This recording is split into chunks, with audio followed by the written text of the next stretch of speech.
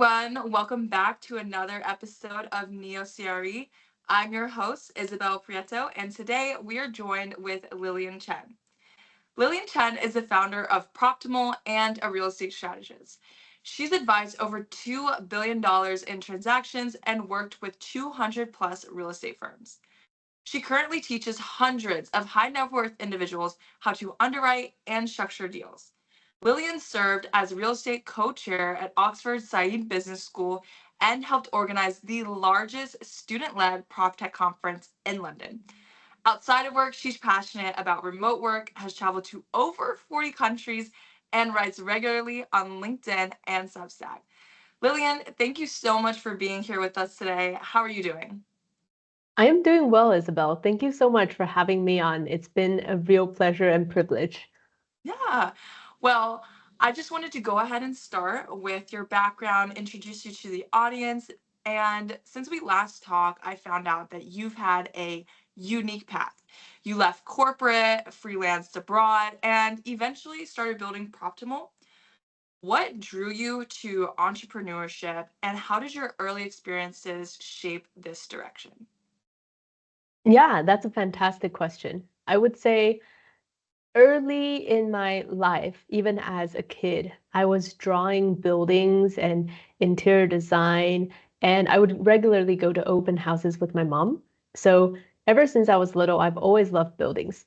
And growing up, I need to have other things that I can use to convince myself to do this as a career because doing real estate part-time is very different from committing your entire life doing just one thing. So to sum it up, I would say I love real estate because I love buildings, people, and money, of course. So, so that's how I got into real estate. And then in terms of how I knew that I was going to be an entrepreneur is I feel like a big part of it is you just know when you have the personality for it. There's a sense of rebellion, of always wanting to challenge the status quo and always coming up with creative solutions to different things in my life. That has really shaped me. And what really solidified that was in high school, I started a business club. And within 1 year, it grew to be one of the largest student organizations. And even at 16 years old, I was forgetting to eat and sleep because I was so passionate about working on something and bringing people along with it. So, with that experience, I knew at some point that I was going to have my own business, and that's what I wanted to do for life. I love that. That work ethic, the drive, forgetting to eat. That's definitely the work ethic kicking in. But before Proptimal, you ran an agency and you worked with smaller companies. During this time, what frustrations, patterns did you observe that convinced you this problem was worth solving? What I would say is I started my career as a financial analyst in a corporate environment based in California. And so when I first started the business, it was a service agency completely because it was all that I knew. I knew how to be a really good analyst. So I started providing analyst services to all these different companies. And what I found out very quickly was two things. Number one, it's very, very, very difficult to hire and manage and train analysts. And the second thing that I found out was nobody really wanted to be an analyst because nobody really wanted to spend time on Excel and PowerPoint all the time. And if you think about it, in our society, we have some of the smartest people from the top universities going into things like investment banking and consulting, where all they do for the first couple of years is just Excel and PowerPoint. And that's crazy to think about because that's not meaningful work, and everyone's just doing it to pay their dues to get to more strategic roles in the longer term. Yeah, definitely based on my peers, I think that we can all agree that it is a lot of work, like you said, in the Excel and the PowerPoint in the early years, getting those foundations down. But just to touch on Proptimal, for those in the audience who are unfamiliar with the concept, how would you describe what Proptimal does to solve this time constraint problem in Excel and PowerPoint? Yeah, I got really frustrated with how hard it is to hire and train analysts. And I realized that if I can't do it myself and I do this full time with the technical expertise to do it, how is the normal real estate developer going to do it? So at Proptimal, what we're doing now is we're building the 10x Analyst, which is a combination of software with analyst support on the side that allows smaller and medium-sized real estate companies to be able to get done what large institutions have the resource for, and thereby we can level the playing field and allow everyone to have this quality analysis. So I wanted to touch on that last point, allowing everyone, democratizing Mhm. this 10x analyst. One of the premises of Proptimal is removing this technical barrier to financial modeling. And as AI tools evolve, what do you think people still misunderstand about who these tools are really for and what they actually enable? That's a really good question. I think there's so much hype around AI right now that people are a little confused about what's actually providing value and what's not, right? So I think one of the things that we cannot replace is we have to ensure that it's a tool that helps people understand the financial mechanism that's going on. So the way I mean is if you don't have financial literacy, on how real estate works and how to structure real estate deals, it doesn't matter what kind of tool you have, you're not going to solve the problem and you're still going to have bad analyses. You're going to have bad assumptions and you're going to make bad decisions. So, what I would say is going to be most important is you want to have something that allows people to learn in the meantime and have solid foundations. And AI, I don't see AI itself as a differentiating factor. I think it's just something that people use, just something that makes people's lives a little bit easier.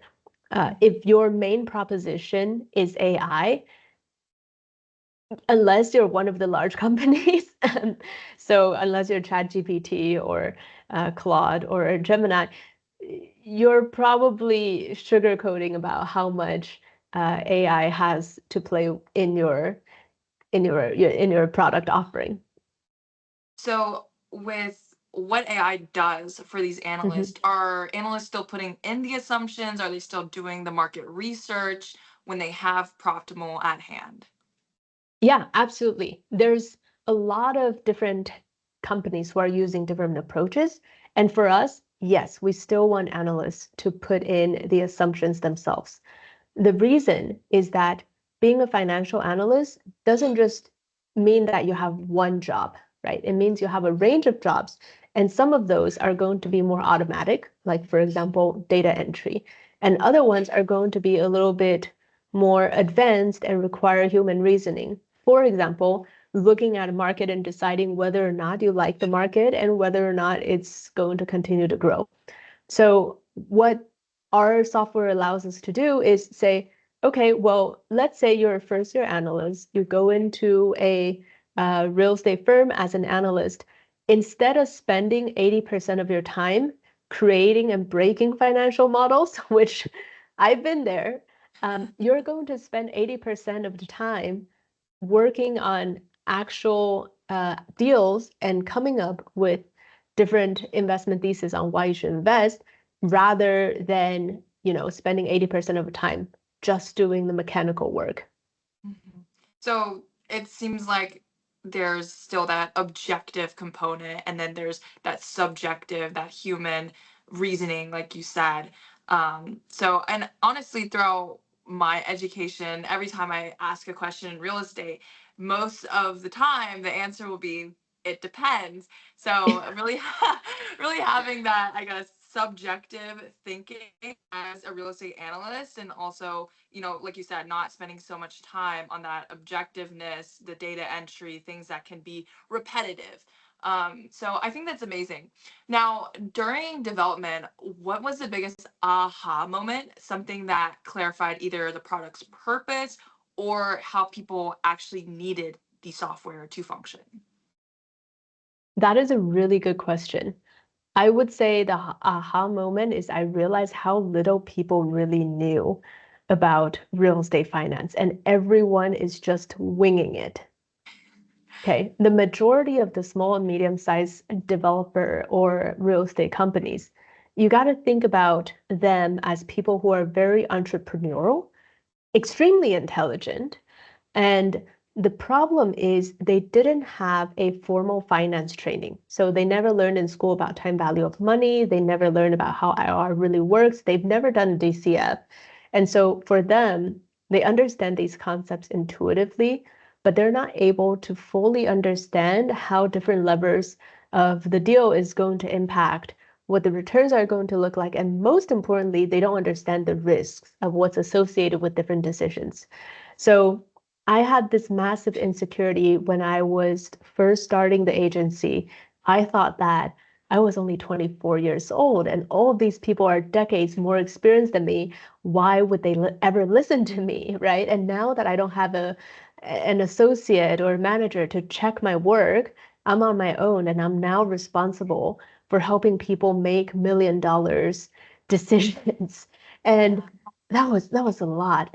And then I realized I knew more than most of people out there, and they still make the deals happen. So that was an aha moment that I wanted the software and our offering to have a huge component of the education aspect instead of just, hey, here's a software, here's a tool, use it and automate.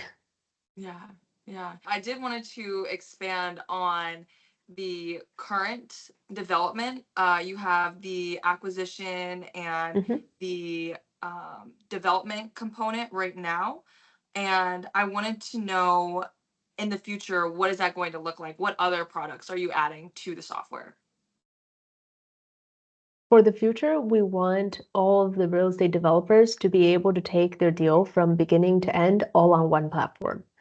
The problem that we're trying to solve is currently, and this is the way that software is designed, is people have 20 tools and each of the tools would do one thing really, really well. But the Mhm. problem is when you have a workflow of 20 tools, you're going to have to make sure that they all integrate to each other, right? So knowing many of the product softwares, they don't integrate well. They don't play nice with each other. So what tends to happen is at the end of every software, you have to export the data into Excel, and then you need the analyst to manually string the data together on Excel models before you can upload it onto the next one. And then that's why at a development firm, you have analysts who are just spending a lot of time taking different sources of data and putting it a lot of times manually into the same financial model. And we want to change that by having a cohesive workflow that allows everyone to keep everything in one place. How did you Mhm. feel about coming up and looking at everybody around you in real estate, realizing they're decades older, and what made you more confident when you did realize, oh, I do know these things? Was it getting your MBA, or was it actually starting the agency or building the software? What was that like for you? I think confidence is completely overrated and a lot of people get it wrong. Okay. Confidence doesn't come from affirmations and self validation and looking in the mirror telling yourself, I am confident and I am capable. Um, confidence is gained when you actually just go out and do things. So, yes, I've been very lucky to have the educational credentials and work experience to be able to back all of these things up. But at the end of the day, if you can solve something and you succeed at it and you do it multiple times, that's what really gave me confidence.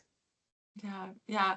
That's what I kept hearing from the friends around me is you can't just tell yourself that, oh, I am confident, because then when it actually comes to executing what you said you were confident about, then everything starts to overwhelm you and it's really just about proving it to yourself. I think that is like a big takeaway from that. And you've taken a very unconventional route, and that can be quite scary. You rejected the standard corporate track that a lot of people cling on to build something from scratch. What would you say to someone who's considering a similar pivot to yours? That's a really good question. The contrarian view is you should always start with a corporate job right out of college. And that is what I recommend to, let's say, 90% of the people.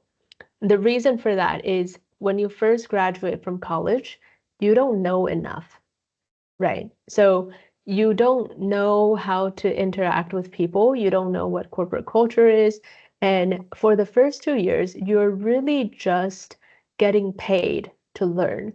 And these companies are there to train you and educate you, and you build up a network. These are your first 2 years into the professional world. Now imagine having to do all of that by yourself. And then on top of that, taking on the risk to do entrepreneurship.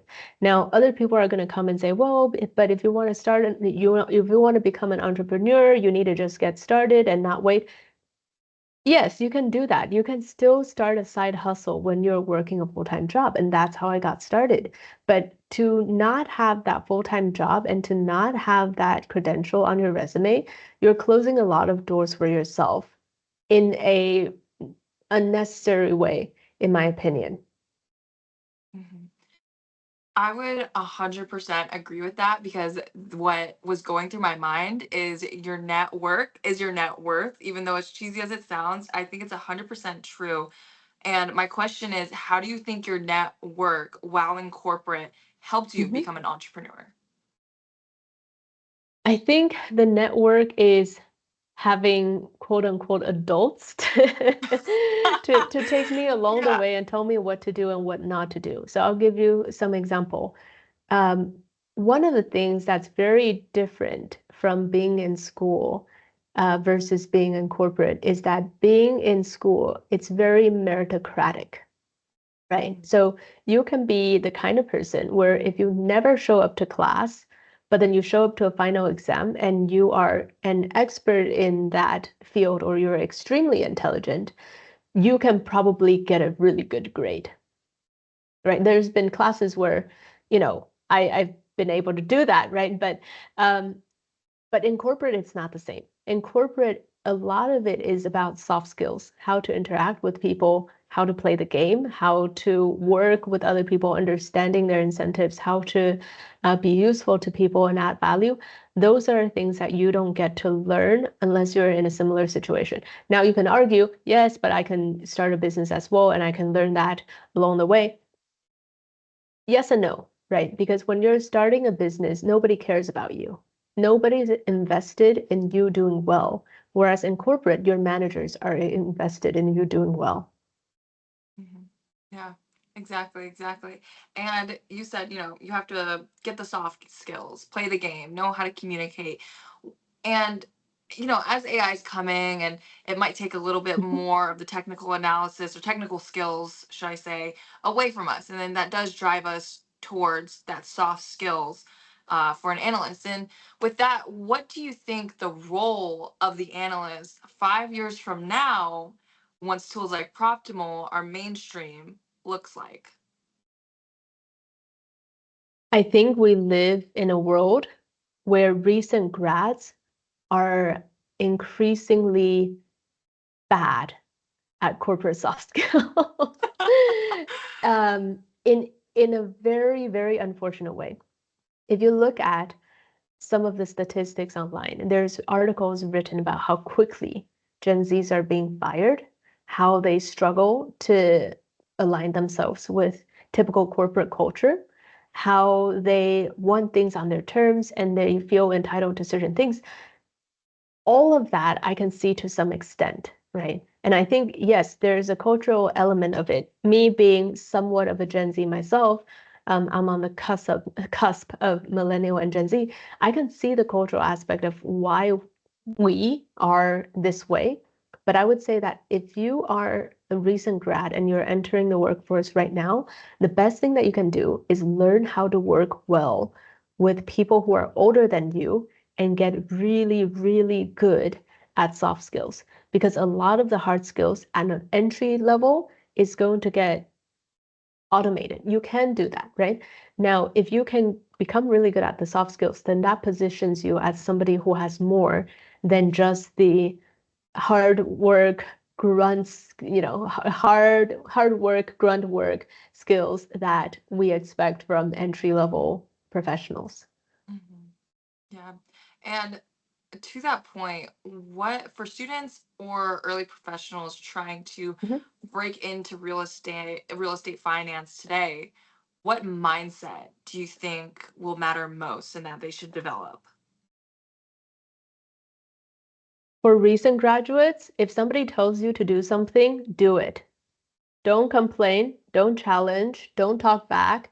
Yes, you can ask questions, but at the end of the day, if somebody is taking the time to tell you how to do something and expect you to get it done, you need to deliver. There's no other way around it. It's not about your feelings, it's about getting the job done. And if you can understand that and work hard, and working hard as in you can have a job that is more than 9 to 5 and still have a work-life balance. And you got to be able to do that. If you can do that, you're already better off than many of the recent grads out there. Yeah, 100%. But I think that the most important takeaway is there's a lesson in everything and that you can learn anything from anyone, and that AI is going to be very important to changing our workflow as Gen Z progresses through the workforce. And I just wanted to thank you so much, Lilian, for all of these insights, these gems of wisdom that you're dropping today for the students and early professionals that are tuning in to NEO CRE. Is there any closing thoughts, anything that you'd like to add at the end before we go ahead and wrap up? Yeah, I have actually one more thing to add is many people don't like their jobs, but working more doesn't equate to a more miserable life. And in fact, the more you work in your earlier stages of your career, the more you're going to grow to love something. You get good at doing something, you're going to start loving it. For the first year of my analyst career, I hated financial modeling. I was scared of it. I was making mistakes. It was keeping me up. I was staying in the office until 10 p.m., fixing financial models and couldn't figure it out. And now I love it. Now I do this for a living. And so, yes, it's going to be hard in the beginning, but if you stick to it, you're going to come around. It's going to become easier and you're going to start to like it more. You can't find something, or very rarely do people find something that they like since day one.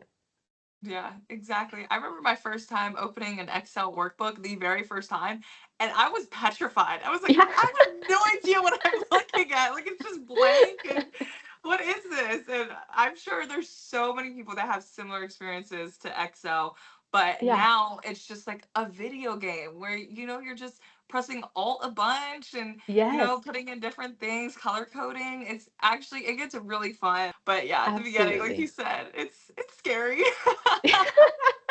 It was scary. Yeah, it was traumatizing, I would even say. But yes, stick to it. Don't quit, Yeah, especially in the beginning. You can quit after you have figured it out, right? After you have figured it out, after it has become easy. And if you genuinely don't like it, fine. Find a different path, right? But don't quit when it's hard. exactly. I love that. We'll end with that. Don't quit when it's hard. Well, thank you so much, Lillian, for joining us. And if anybody on here is watching, feel free to reach out, like, comment what your thoughts are. And yeah, thank you so much. And we look forward to tuning in to the next episode of NEO CRE. Thank you. Thank you so Bye. much.